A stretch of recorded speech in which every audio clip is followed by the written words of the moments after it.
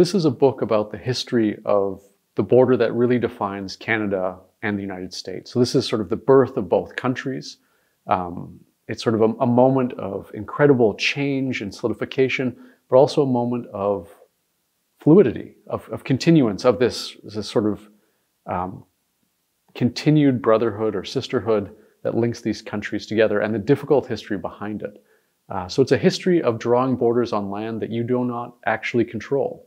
So it's a history of erasing older borders as you're building new ones. It's a really complex history, and I think that's where I really fell in love with this. Was every time I thought I understood how this border worked, I would look at a different group or a different time period, and I'd see a fundamentally different border. And what I came to understand is that that was not an accident, that it was never intended to be a border that treated people the same, that from its very inception, the Canada-U.S. border was built like a wall of many heights. And so if you encountered it as an Indigenous person or as a woman or as a British settler, the barrier or the way the wall treated you shifted. And I think that's sort of one of the most fascinating pieces is that history is with us today.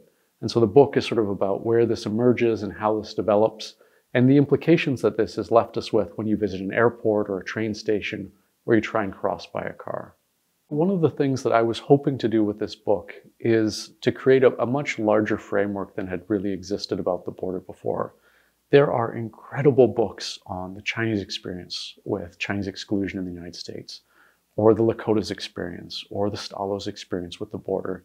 Tons of regional studies, tons of studies on individual groups, administrative organizations. We have histories on border patrols and immigration and customs. But what sort of confused me when I first started doing this work is none of those stories seem to fit. The stories about the customs agency seem so very different than the stories I was reading about the Stalo, so very different than the Chinese exclusion. All of them seem to have a different temporal period, a different focus, a different set of conclusions. And a lot of this book came out of me just trying to figure out what on earth is going on. And so one of my hopes is that I can help provide other scholars with a sort of basic framework around which to begin to investigate at different levels, whether it's a really local level or a national level, this incredible institution that shapes so much of what we do. And this is going to sound weird, but in 10 years' time, I'm hoping that people will look back fondly on my book, but say something like, and we have come so much further, right? There's an incredible amount of work to be done on the Canada border. The U.S.-Mexico border has taken so much attention, especially in the United States, that we've sort of lost track of this border that is, in the 19th century, well defended, large amounts of money is being invested in it. It shapes the United States and Canada in colossal ways, and yet we don't actually know that much about it. And so, if in 10 years' time my book is sort of, the best that there is, I'm going to be actually really disappointed. I'm hoping that it will spawn a wealth of scholarship and help people avoid some of the challenges that I ran into when trying to understand this really important history. Historians have a bad habit of making our craft feel lonely.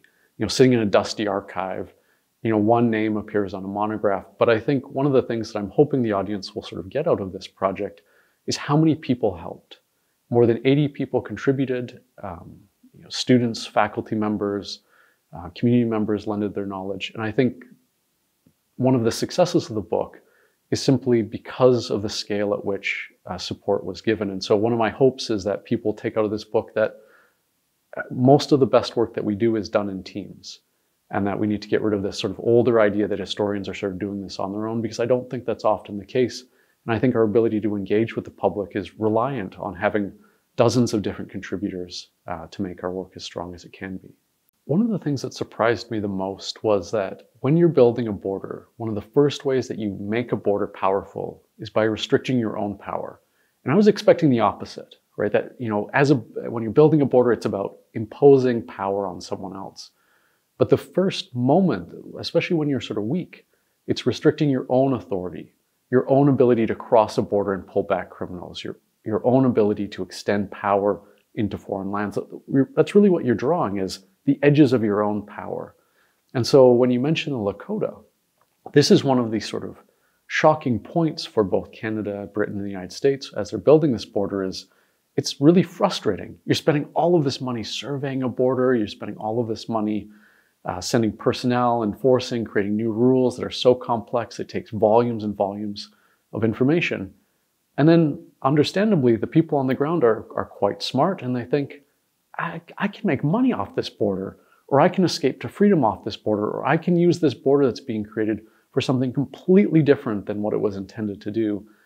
And very quickly, they're having to deal with these problems over and over, international disputes, draft dodgers crossing back and forth across the border to collect bounties on both sides. The Lakota will cross in one direction, the Cree will cross in the other as a way of fighting colonialism.